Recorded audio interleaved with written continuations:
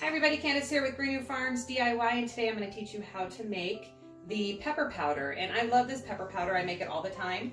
And so the best time to get your peppers is at the end of the season. You go to a lot of those farm stands and they have big pepper bins, and I like to grab a handful of every single pepper, and that makes it a little bit more diverse of a flavor.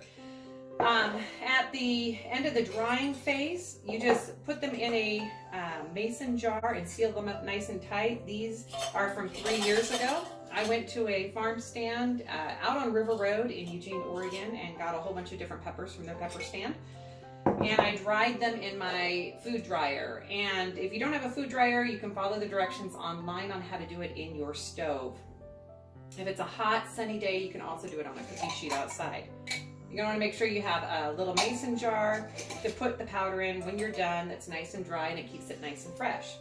You can use plastic ones, but I don't find these keep the flavor as much robust as the glass jars.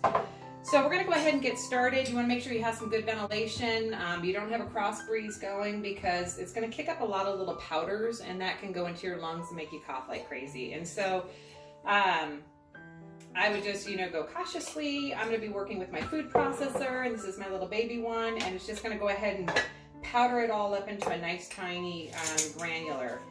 And you'll notice when I dry all of these, even the seeds are down in it. I have everything down inside it, and that just allows it to have some really good flavor and heat. So I add, a good mixture of the seeds and the actual dry peppers.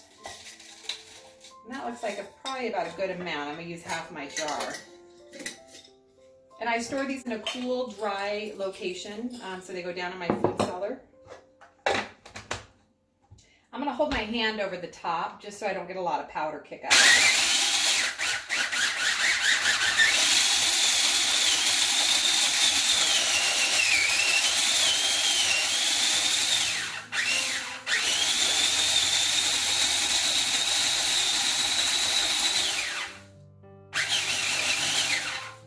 Alright, so you see I have a powder residue on my hand. I'm not going to go lick in my hand right now, because that's going to be extremely, extremely spicy.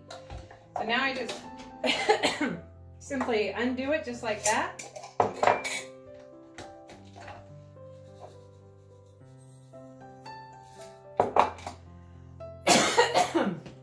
Like I said, you got little fragments in the air. It will make you cough. Let me get my funnel.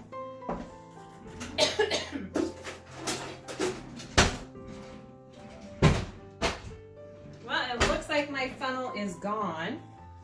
So usually I use a funnel to get it down into this wide mouth jar, but that made the perfect amount. This will last me and my family about 3 years.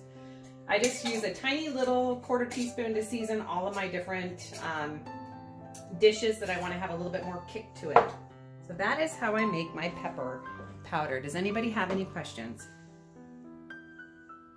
All right, well, William's going to go ahead and put this on YouTube, and it's just very, very simple. Like I said, at the end of the season, go and grab a handful of different peppers. You're going to dry them. I'll get a little close-up shot here of dried peppers. And then you just put them in the food processor, mix it up, and store them in a mason jar. And I like these little tiny shorty ones.